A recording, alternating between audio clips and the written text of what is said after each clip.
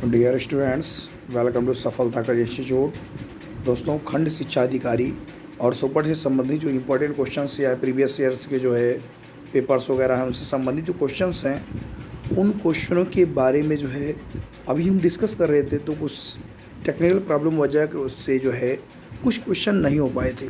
उन क्वेश्चनों को अब आगे बढ़ाते हुए अगले क्रम में अगला क्वेश्चन है आपका, जिन राज्यों में से होकर गोदावरी नदी बहती है, अर्थात वो कौन से ऐसे स्टेट है जिससे गोदावरी नदी बहती है। ऑप्शंस हैं महाराष्ट्र और आंध्र प्रदेश, नेक्स्ट हैं महाराष्ट्र उड़ीसा और आंध्र प्रदेश, नेक्स्ट हैं महाराष्ट्र कर्नाटक और आंध्र प्रदेश, और नेक्स्ट है महाराष्ट्र कर्नाटक उड़ीसा और आंध्र प्रदेश। तो जब तक आप मैप नहीं देखेंगे, विदाउट मैप के ऐसे ज्योग्राफी के क्वेश्चन को क्लियर करना बड़ा मुश्किल है। तो आप विशेष करके आप एटलस वगैरह का मैप ले लीजिए और जब भी ज्योग्राफी पढ़िए तो आप नदी वगैरह के बारे में विशेष कर पढ़िए कि किस नदी का उद्गम कहाँ से होता। अब गोदावरी नदी के अगर बारे में अगर हम पढ़ेंगे तो सबसे पहले क्वेश्चन ये कुछ पहले यानी यूपीपी में ये क्वेश्चन पूछा हुआ था कि गोदावरी नदी का उद्गम कहाँ से हुआ। तो सबसे पहले ये जानना जरूरी कि गोदावरी नदी का उद्गम जो है ये त्र्यंबकेश्वर से हुआ। अर्थात आपको मालूम है महाराष्ट्र के नासिक जिले के त्र्यंबकेश्वर से इसका उद्गम हुआ है और भारत की सबसे दक्षिणी मुख्य नदी है। तो यह जानना जरूरी है कि इसका उद्गम कहाँ था, त्र्यंबकेश्वर। त्र्यंबकम यजामहे है, आप याद करके जाइए कि गोदावरी नदी। क्या इस नदी के तट पर कोई जो है कुंभ का आयोजन होता है? तो आपको मालूम होना चाहिए कि नासिक में जो कुंभ होता है उसे सिंहस्थ कुंभ के नाम से जाना जाता है। कौन से कुंभ से नाम से दोस्तों? सिंहस्थ कुंभ से नाम। अर्थात इस नदी के तट पर भी कुंभ का यानी कुंभ मेले का आयोजन होता है। क्लियर। अब इसमें जो ये लाभान्वित होने की वाली की बात कर रहे हैं तो लाभान्वित इसमें महाराष्ट्र आपका है, नेक्स्ट है कर्नाटक, नेक्स्ट है उड़ीसा और नेक्स्ट है आंध्र प्रदेश। तो यह दिमाग में रखिएगा कि गोदावरी नदी जो है ये महाराष्ट्र से, नेक्स्ट कर्नाटक, उड़ीसा और आंध्र प्रदेश से होकर ये बहती है। अब इसमें बहुत सारी विशेषता वगैरह आप पढ़ लीजिएगा कि इसमें विशेषताएँ क्या क्या हैं। गोदावरी नदी के देखिए, गोदावरी नदी के बारे में दिया है कि गोदावरी नदी का उद्गम पश्चिम घाट के त्र्यंबकम पहाड़ी से हुआ। यह प्रायद्वीपीय भारत की सबसे लंबी नदी। इसमें देखिए क्वेश्चन फटाफट आपको मिल रहे हैं, यानी एक क्वेश्चन ये हो गया कि कहाँ से इसका उद्गम हुआ। अगला क्वेश्चन ये है कि प्रायद्वीपीय भारत की सबसे लंबी नदी जो है कौन सी है दोस्तों? ये क्या हो जाएगा राइट आंसर? गोदावरी। इसलिए ये एक्सप्लेनेशन आपको प्रोवाइड कराया जा रहा ताकि इसमें कोई जो है संशय न रह जाए। इसकी सहायक नदियाँ दोस्तों इंद्रावती, प्रणहिता, पूर्णा, प्रवरा, मंजरा, ये सब आदि इसकी सहायक नदियाँ हैं। तो आप अपने हिसाब से इसको देख लीजिएगा। विश्व की सबसे बड़ी सिंचाई परियोजना जिसे कहते हैं कालेश्वर। मोस्ट बड़ा क्वेश्चन दोस्तों, most important question Kaleshwar. Most बड़े क्वेश्चन आपका कालेश्वर बहुउद्देशीय लिफ्ट सिंचाई परियोजना तेलंगाना राज्य में लागू की गई थी और ये तेलंगाना राज्य के गोदावरी नदी पर ही निर्मित है। किस नदी पर दोस्तों? गोदावरी नदी पर। नेक्स्ट अगले क्वेश्चन की तरफ चर्चा करते हैं। निम्नलिखित आंदोलनों को पूर्वार्धर क्रम में व्यवस्थित कीजिए। देखिए इस टाइप के सब अपर लेवल के एग्जाम देंगे आप तो उसमें ये सब जरूर मिलेगा कि क्रम व्यवस्थित करिए। जैसे आप लोगों ने इस बार जब यूपी टेट का दोस्तों एग्जाम दिया होगा आप लोगों ने, तो इसमें हरिवंश राय बच्चन जी की कुछ कृतियाँ आई थी, इसमें मधुशाला, मधुबाला ऐसे ही करके रिलेट करके, तो वहाँ भी एक सीक्वेंस पूछा था। तो उस सीक्वेंस के अकॉर्डिंग जब आप ऑलरेडी पहले से मेंटेन रहेंगे, उसके बारे में जानकारी रहेगी, तभी ये सब क्वेश्चन कर पाएंगे, अदरवाइज करना बड़ा मुश्किल होगा। अब जैसे इसमें दिया है निम्नलिखित आंदोलनों को पूर्वार्धर क्रम में व्यवस्थित कीजिए। पहला सविनय अवज्ञा आंदोलन, नेक्स्ट है खिलाफत आंदोलन, नेक्स्ट है असहयोग आंदोलन, नेक्स्ट है भारत छोड़ो आंदोलन। अब ये कह रहा है ऑप्शन से वो 1 2 3 4, नेक्स्ट है 2 3 4 1, नेक्स्ट है 2 3 1 4 और नेक्स्ट है 3 1 4 2। अब कैसे क्लियर कर पाएंगे? आपको यह मालूम होना चाहिए कि खिलाफत आंदोलन जो है ये 1919 में हुआ। तो आपको ये पूर्वार्धर क्रम, इसका मतलब सबसे पहले कौन हुआ? तो आपको मालूम है कि खिलाफत आंदोलन दोस्तों का वो 1919 में। अब हम इसे सर्च करेंगे कि 1919 अर्थात इसमें दूसरा कहीं है। तो पहले हम जब चेक कर रहे हैं इसको तो पता लगा कि बी में भी दूसरा है और सी में। इसका मतलब दोनों नहीं हो सकते, कोई ना कोई एक होगा। नेक्स्ट आगे बढ़ते हैं। वहीं अगर हम बात करें खिलाफत आंदोलन 1919 अर्थात जलियांवाला बाग जो हत्याकांड हुआ था, अर्थात 13 अप्रैल 1919 को जलियांवाला बाग हत्याकांड हुआ, नरसंहार जो हुआ, तो इसके बारे में भी आप लोग जानते हैं। और उसी दौरान की बात है खिलाफत आंदोलन हुए। जो अली बंधु थे वो खिलाफत आंदोलन के तो प्रणेता थे, तो आपको मालूम होना चाहिए। अब बात करते हैं नेक्स्ट अगले की चर्चा करते हैं। खिलाफत के बाद हम बात करते हैं असहयोग आंदोलन की, और असहयोग आंदोलन भी दोस्तों कब का, 1920 का। अब क्रम मिल जाना चाहिए क्योंकि पहले क्या था, दूसरा, तो दूसरा अगर हम लोगों ने हिट किया तो बी ऑप्शन में भी दूसरा था और सी में था। अब देखना चाहिए कि 3, अभी भी देखिए 2 स्टेप चल रहे हैं, 2 और 3, 2 और 3, इसको देखिए यही है हल करने का तरीका। अब 2-2 स्टेप चल रहा है, इसका मतलब अभी हमको एक की तलाश और है, अर्थात 2 ऑप्शन हम क्लियर कर चुके हैं और अभी 2 हमको और ज़रूरत है। नेक्स्ट बात करते हैं हम सविनय अवज्ञा आंदोलन की, जो कि सविनय अवज्ञा आंदोलन की अगर हम बात करेंगे तो ये आपको मालूम है 1929 और 1930 की ये घटना है। नमक कानून की जब हम चर्चा करें उसे सविनय अवज्ञा आंदोलन के नाम से जानते हैं। क्लियर। अब इसमें हम चेक करते हैं कि दूसरा, तीसरा और पहला किसमें है, तो 2, 3, 4 इसका मतलब ये नहीं होगा, और 2, 3, 1 इसका मतलब राइट आंसर क्या हो जाएगा, यही 1 हो जाएगा। अगर आपको जानकारी नहीं तब भी ऑप्शन सी हो जाएगा, और नहीं तो आपको मालूम कि भारत छोड़ो आंदोलन, क्विट इंडिया की अगर हम बात करेंगे, क्विट इंडिया मूवमेंट की अगर हम बात करेंगे, भारत छोड़ो आंदोलन, तो वह जो है 8 अगस्त 1942 दोस्तों, 8 अगस्त 1942 भारत छोड़ो आंदोलन की। क्लियर। तो इस तरीके अगर आपको सन नहीं याद हैं तो ऐसे क्वेश्चनों को सीक्वेंस में रिलेट करना बड़ा मुश्किल होता है, और इन्हीं टाइप के क्वेश्चन से दोस्तों मेरिट बनती है, वो आपको जानना अति आवश्यक है। और ये चारों के चारों जो आंदोलन है ये मोस्ट इम्पॉर्टेंट हिस्ट्री के जो हैं, इसको विशेषकर फोकस करिएगा आप। नेक्स्ट है अगला क्वेश्चन आपका, उसी क्वेश्चन के बारे में। चलिए, तो नेक्स्ट आपका जो है ये कुछ क्वेश्चन के बारे में मैंने चर्चा कर दी, इसी में से एक क्वेश्चन है, भारत में सर्वाधिक अभ्रक उत्पादक राज्य। तो जब अभ्रक की हम बात करेंगे, कुछ नहीं करना आपको, अभ्रक एक होता है कि अभ्रक सीट की हम बात करते हैं, तो जब भी अभ्रक सीट की बात करेंगे दोस्तों क्या हो जाएगा आपका, आंध्र प्रदेश। क्या हो जाएगा दोस्तों, आंध्र प्रदेश। आशे अभ्रक, आशे आंध्र प्रदेश। वो करेंट का मैटर देखिए आप ना देखिए, अदरवाइज जहाँ तक जो भी पेपर्स वगैरह की बात है हमेशा टॉप पर रहता है अभ्रक के सीट के मामले में कौन सा, भारत में जो प्रथम स्थान है आंध्र प्रदेश, जो कि भाषाई आधार पर इसका गठन जो है हुआ था, भाषाई आधार पर गठित होने वाला पहला स्टेट जो है आपका दोस्तों आंध्र प्रदेश। तो ये दिमाग में रहना कि अभ्रक सीट की अगर हम बात इसके प्रोडक्शन के मामले में टॉप पे कौन सा है, आंध्र प्रदेश। तो ये चीज़। अच्छा, सीसा की अगर हम बात करेंगे और चांदी की अगर हम बात करेंगे, तो चांदी के बारे में आपने पढ़ा होगा जावर की खाने, और ये जावर की खाने दोस्तों कहाँ, ये राजस्थान में। अर्थात अगर हम चांदी और शीशे की अगर हम बात करेंगे तो जाना पड़ेगा कहाँ, राजस्थान में। क्लियर। नेक्स्ट अगले क्वेश्चन की चर्चा करते हैं। अगला क्वेश्चन है आपका, किस आंदोलन के चलते रविंद्रनाथ ठाकुर ने, अर्थात ठाकुर इक्वल टू गुरुदेव, किस आंदोलन के चलते रविंद्रनाथ ठाकुर ने आमार सोनार बांग्ला नामक गीत की रचना की, खिलाफत आंदोलन, नेक्स्ट है असहयोग आंदोलन, और नेक्स्ट है स्वदेशी आंदोलन, और नेक्स्ट है सविनय अवज्ञा आंदोलन। अभी आपने सविनय भी पढ़ा, आपने असहयोग भी पढ़ा और खिलाफत भी पढ़ा, सबके चेंजेस। बट अब इसी से रिलेट करके स्वदेशी आंदोलन की अगर हम बात करेंगे, तो जो स्वदेशी आंदोलन के दौरान गाए गए गीत थे गुरुदेव जी के द्वारा, जो है उसका आमार सोनार बांग्ला की रचना सन 1906 में, और 6 घटना कब की, जब बंग भंग हुआ था, अर्थात बंगाल विभाजन की अगर बात करें तो 1906 में आपको मालूम बंग भंग, और इसकी रचना किसने की, गुरुदेव ने की। और इस गीत की प्रथम 10 पंक्तियों को बांग्लादेश ने अपने राष्ट्रगान के रूप में सन 1972 में अपनाया था। क्लियर। तो यह जानना जरूरी कि बांग्लादेश ने अपने राष्ट्रगान के रूप में आमार सोनार बांग्ला को कब अपनाया, सन 1972 में। बट इसकी रचना जो हुई दोस्तों 1906, यानी यही एक ऐसे गुरुदेव हैं जिन्होंने या जिनके द्वारा रचित जो है 2 देश राष्ट्रगान के रूप में ये अपनाए हुए हैं। लॉर्ड कर्जन थे उस समय की अगर हम बात करें, लॉर्ड कर्जन 10 जुलाई 1905 को बंगाल विभाजन हुआ, और बंगाल विभाजन के विरोध में स्वदेशी आंदोलन की शुरुआत हुई, और इसी दौरान गुरुदेव ने जो है आमार सोनार बांग्ला की रचना की, जो कि ये बांग्लादेश का राष्ट्रगान है। यानी जो है एक ऐसे पर्सनालिटी जिन्होंने 2 जो है देश के लिए राष्ट्रगान। क्लियर। नेक्स्ट अगले क्वेश्चन की चर्चा करते हैं, किस आंदोलन के चलते रविंद्रनाथ ठाकुर ने आमार सोनार बांग्ला नामक गीत की रचना की, तो आपको मालूम है कि कौन सा, स्वदेशी आंदोलन। क्लियर। ये आपको मालूम है, ये जो है बंग भंग जो 1906 में, उसके बाद की सब घटनाएं, तो थोड़ा विशेष ध्यान रखना, आमार सोनार बांग्ला। नेक्स्ट है आपका, वह कौन सा वर्ष था जब इंडियन नेशनल कांग्रेस ने पूर्ण स्वाधीनता को अपना लक्ष्य अंगीकृत किया। ऑप्शंस है 1919, नेक्स्ट है 1929, नेक्स्ट है 1933, नेक्स्ट है 1945।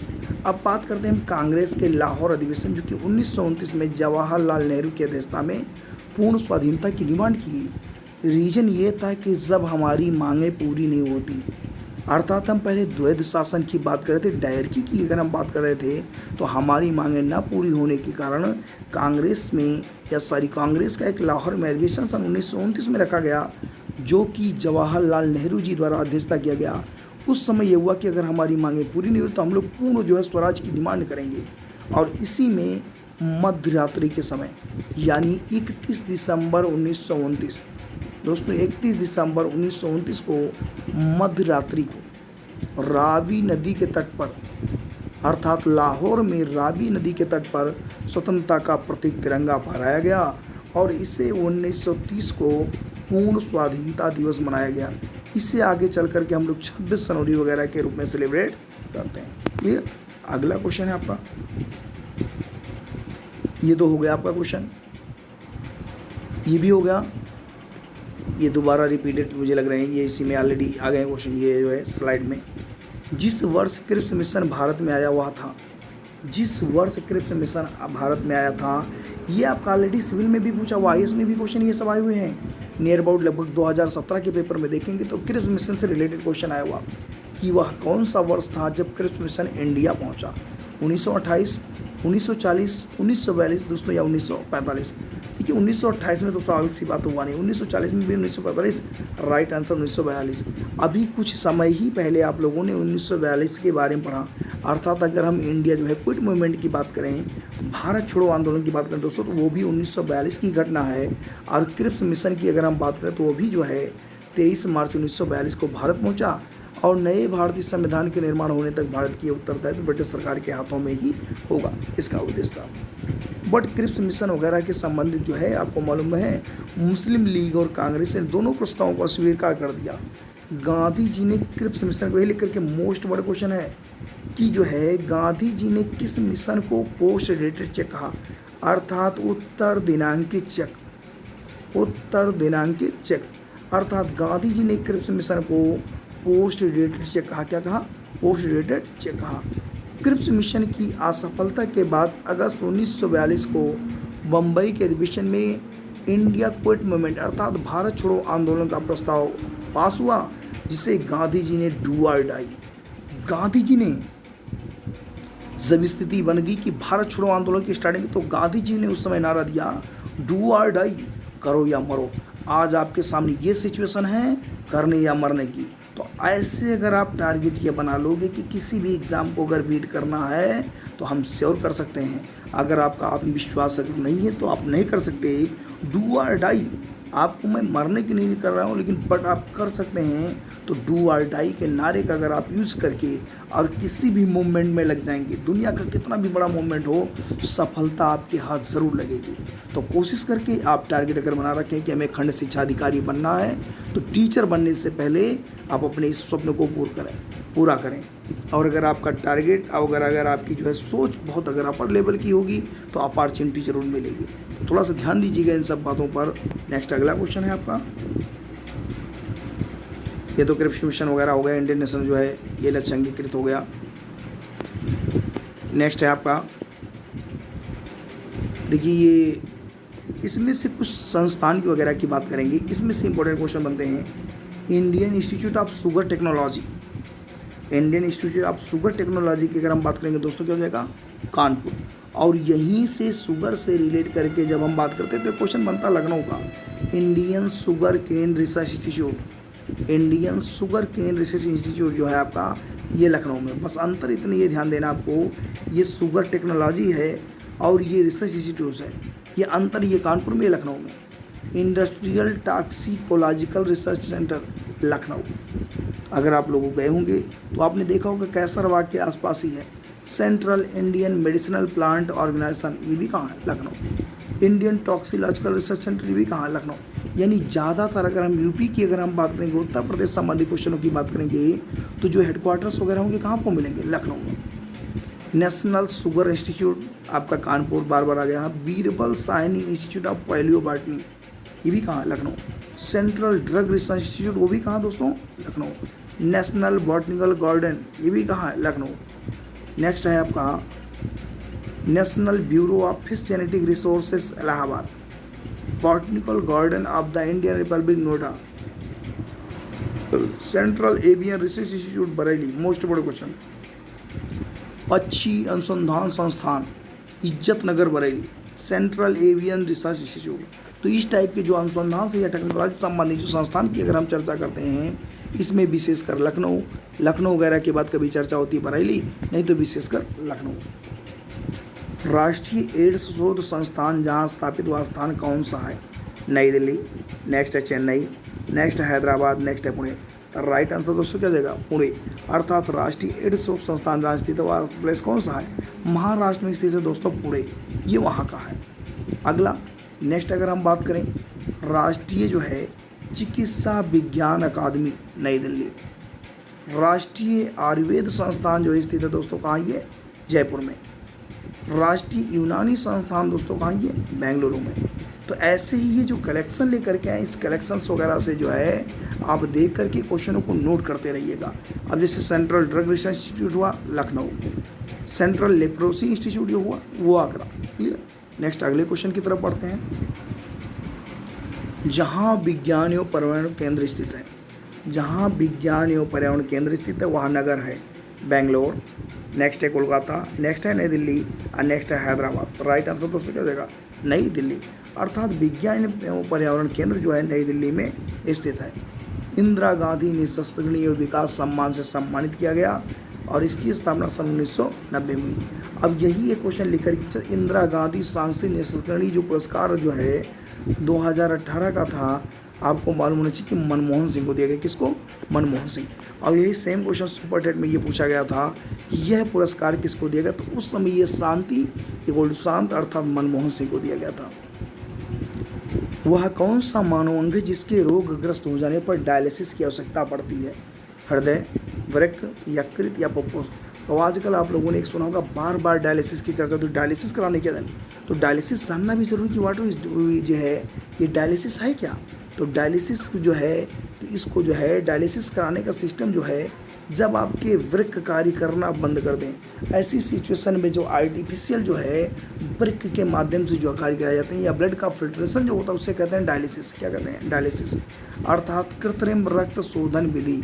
जब गुर्दा सही से काम नहीं करता तो ऐसे डायलिसिस के माध्यम से इसको मेंटेन किया सकता है।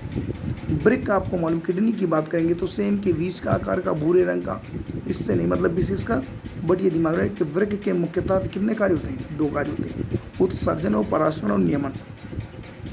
वृक्क शरीर के उत्सर्जी पदार्थों अर्थात यूरिया को बाहर निकालने का कार्य करता है और वृक्क में पथरी uric acid, calcium oxalate, phosphate के कारण बनता है। तो आपने सुना होगा किडनी वगैरह में पथरी वगैरह की कंटिन्यू चर्चा थी। बस विशेष ये ध्यान देना है कि डायलिसिस का रिलेशन किससे, तो आप ये दिमाग में रखना, किडनी से। नेक्स्ट, सूर्य की विकिरण ऊर्जा जिसका परिणाम है वह है नाभिकीय विखंडन, नाभिकीय संलयन, रासायनिक क्रिया या ब्रह्मांड विकिरण। दोस्तों राइट आंसर हो जाएगा कि जो है सूर्य में जो अपार ऊर्जा रिलीज होती है वो नाभिकीय संलयन के माध्यम से होती है। साथ साथ में ये भी जानना आपको जरूरी कि हाइड्रोजन जो बम होता है, हाइड्रोजन बम जो है किस पर आधारित होता है, वो भी क्या है, वो थ्योरी कौन सी? नाभिकीय संलयन। बट अगर हम नाभिकीय विखंडन की बात करेंगे तो यहाँ 2 क्वेश्चन निकल करके आएंगे। एक तो आपका आ जाएगा कि एटम बम, परमाणु बम भी जो है नाभिकीय विखंडन की थ्योरी पर वर्क करता है। और जो है आपको मालूम कि नाभिकीय रिएक्टर वगैरह जो भी होते हैं वो भी नाभिकीय विखंडन की थ्योरी पर ही कार्य करते हैं। और नाभिकीय संलयन में जब हम सूर्य की बात करते हैं तो अपार ऊर्जा रिड्यूस होती है जिसमें हाइड्रोजन और हीलियम के रूप में करता है, जिसके परिणाम स्वरूप विकिरण ऊर्जा निकलती है। नेक्स्ट, दांत कर्बूरित मोटलिंग हो जाते हैं जब पेयजल में प्रचुर मात्रा में रहती है। अर्थात दांत में ये समस्या कब क्रिएट होती है? जब पेयजल में किस कंटेंट की जो है प्रचुर मात्रा रहती है? फ्लोरीन, क्लोरीन, मरकरी या जिंक। तो राइट आंसर दोस्तों हो जाएगा दांतों मिश्रण वगैरह की अगर हम बात करेंगे फ्लोरीन। क्लोरीन जो है पानी को साफ करने तथा व्यंजक के रूप में इसका इस्तेमाल करते हैं। मरकरी दोस्तों पारे का अयस्क है, और यदि पारे का जो है मरकरी अगर जल में आवश्यकता से देखो तो आपको मालूम है कौन सा डिजीज़, तो तो मरकरी का क्वेश्चन पूछा दोस्तों मिनी माटा, क्या पूछा हुआ है मिनी माटा, क्लियर। ऐसे ही हम जिंक फास्फाइड की अगर हम बात करें तो चूहे के विष के रूप में उपयोग होने वाला जो है केमिकल्स वो जिंक फास्फाइड। सिल्वर आयोडाइड का इस्तेमाल कहाँ करते हैं दोस्तों, कृत्रिम वर्षा अर्थात मेघ बीजन कराने के लिए, अर्थात क्लाउड सीडिंग के लिए क्या इस्तेमाल करते हैं, कृत्रिम वर्षा के लिए सिल्वर आयोडाइड इसका छिड़काव करते हैं। रेडान जो है आपको मालूम दोस्तों कैंसर के उपचार में इसका प्रयोग किया जाता है, क्लियर। नेक्स्ट अगला क्वेश्चन आपका, संविधान का कौन सा अनुच्छेद बच्चों के शोषण का निषेध करता है, संविधान का कौन सा अनुच्छेद बच्चों के शोषण का निषेध करता है, आर्टिकल 19, आर्टिकल जो है 17, आर्टिकल 23 और आर्टिकल 24। यदि अगर हम बच्चों की बात करेंगे सीधा हम आर्टिकल 24 को हिट करेंगे।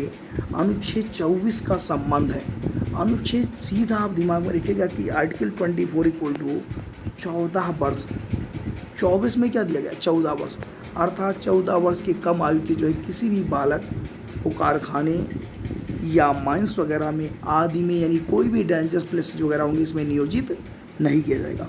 मोस्ट बड़ा क्वेश्चन है दोस्तों शोषण से संबंधित है 24। और जब ये फंडामेंटल राइट अगर आप पढ़ेंगे तो ये फंडामेंटल राइट के अंतर्गत आपको मिलेगा। इसमें आपको दो ही, एक आर्टिकल जो है 23, एक आर्टिकल 24 है। और 24 में हमेशा पूछेगी कि बच्चों की जो है आयु क्या रहेगी, 14 वर्ष से कम आयु के किसी भी बालक के लिए। क्षमता का अधिकार अनुच्छेद 14, इसे विधि के समक्ष समता कहते हैं, अर्थात इसे कहते हैं rule of law, rule of law. दोस्तों प्रोफेसर डाइसी ने कहा इसे विधि का शासन ना कि मानव का शासन, अनुच्छेद 14। अभी ये टेट में साफ साफ ये क्वेश्चन पिछली बार पूछा गया था टेट में, अनुच्छेद 14 ये आपको मालूम है कि रूल ऑफ लॉ जो है विधि के समक्ष समता। 15 की अगर हम बात करेंगे दोस्तों 15 में 5 बातें हैं, जब आएंगे संविधान पढ़ाएंगे तो उसमें डिटेल आपको बताएंगे। धर्म, मूल वंश, जाति, लिंग या जन्म स्थान के आधार पर विभेद का प्रतिषेध। ऐसे अनुच्छेद 16 की अगर हम बात करें दोस्तों लोक नियोजन की जो है विषय में अवसर की समता। नेक्स्ट अनुच्छेद 17 मोस्ट बड़े क्वेश्चन दोस्तों, इसको रट के जाइएगा, बहुत ही सिंपल क्वेश्चन है, कई बार आया है। अस्पृश्यता का अंत या छुआछूत का उन्मूलन भारतीय संविधान के जो है किस अनुच्छेद में है, तो थोड़ा सा इसको विशेष आप ध्यान रखिएगा। अनुच्छेद 17 दोस्तों क्या हो जाएगा, अनुच्छेद 17 मोस्ट बड़े क्वेश्चन। आर्टिकल नंबर इंपॉर्टेंट है 18, बस ऐसे सिंपल पढ़ लेंगे उपाधियों का अंत। और जब बात करेंगे हम स्वतंत्र अधिकार की अगर हम बात करेंगे इसके डिवाइडेशन को दोस्तों पूछता 19 से 22। अगर समता की अगर हम बात करेंगे दोस्तों तो आर्टिकल आपको मालूम है ये 14 से 18 की अगर हम बात करते हैं, क्योंकि यही सेम क्वेश्चन इस बार के टेट में आया था दोस्तों, किस में आया था, ये टेट में आया था। तो आप विशेष ध्यान देंगे तो कहीं ना कहीं ये सब क्वेश्चन मिले जुले एक दूसरे से और ये क्वेश्चन आते से और हैं।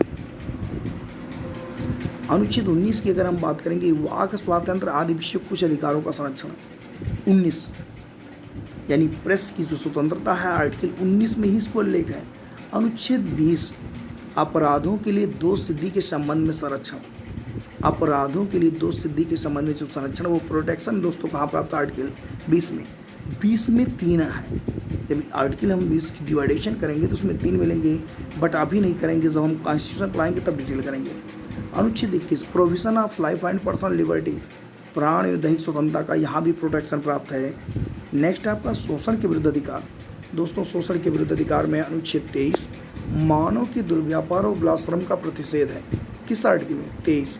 और 24 में है कारखानों आदि में बालकों के नियोजन का प्रतिषेध, बट कितना वर्ष होना चाहिए दोस्तों, कमेंट करके जरूर बताइएगा, 14 वर्ष। तो जो ये आपको मेहनत कराई जा रही है इसके बारे में डिटेल बताया जा रहा है, आप भी मेहनत करके विशेष करके इस लॉकडाउन में अपने समय का यूज करके लग करके और वैकेंसी को जो है कोशिश करें, एक पद के लिए आप लड़िए और उस पद को अचीव करने की कोशिश करिए। नेक्स्ट है राष्ट्रपति द्वारा राज्यसभा के कितने सदस्यों को नॉमिनेट किया जा सकता है, राष्ट्रपति द्वारा राज्यसभा के कितने सदस्यों को नॉमिनेट किए जा सकते हैं, 8, 10, 12 या 14। तो दोस्तों राइट आंसर क्या हो जाएगा आपका 12, क्या हो जाएगा 12। अनुच्छेद 80 के तहत राज्यसभा का गठन किया गया है, जब आर्टिकल पढ़ेंगे आप 80 राज्यसभा के गठन की बात करेंगे तो दोस्तों क्या हो जाएगा, अनुच्छेद 80 में दिया गया है।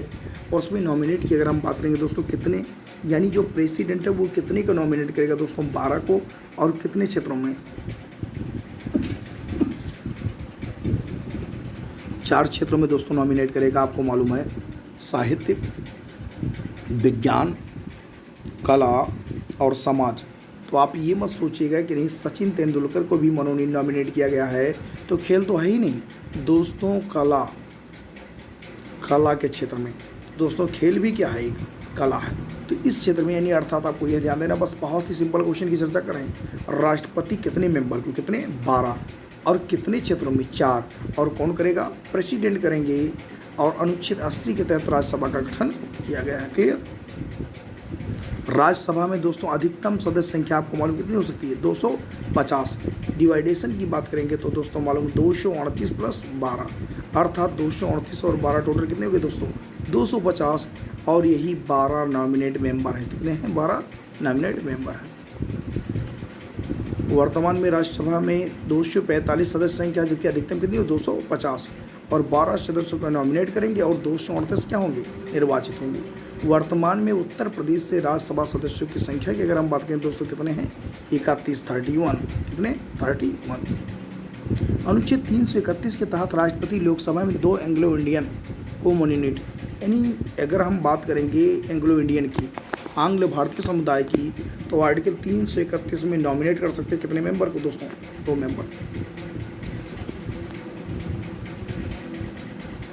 निम्नांकित राज्यों को उनमें अनुसूचित जनजातियों की आबादी के आधार पर अवरोही क्रम में व्यवस्थित कीजिए और कोड की सहायता से उत्तर का चयन कीजिए। ये सब ऐसे टाइप के टिपिकल क्वेश्चन होते हैं। थोड़ा सा अगर आपको जानकारी रहेगी तो बहुत ही सिंपल लगेंगे। आप समझ दिया, हिमाचल प्रदेश, नेक्स्ट है उत्तर प्रदेश, नेक्स्ट है केरल और नेक्स्ट है तमिलनाडु। अब इसको कैसे कोड करेंगे, तो कोड करने का तरीका है कि कह रहे हैं अनुसूचित जनजातियों का आबादी के बिहाफ पर अवरोही क्रम में, तो आपने पढ़ा होगा असेंडिंग और डिसेंडिंग, इस आर्डर में चुनना है। तो आपको मालूम है कि पहला आपका राइट आंसर हो जाएगा तमिलनाडु, और नेक्स्ट आपका हो जाएगा उत्तर प्रदेश, और नेक्स्ट जो आपका हो जाएगा हिमाचल प्रदेश, और लास्ट में दोस्तों क्या है, केरल, क्योंकि केरल में आप देख रहे हैं दोस्तों 100% सर अच्छा चल रहा है। थैंक यू दोस्तों, इस वीडियो में इतना ही।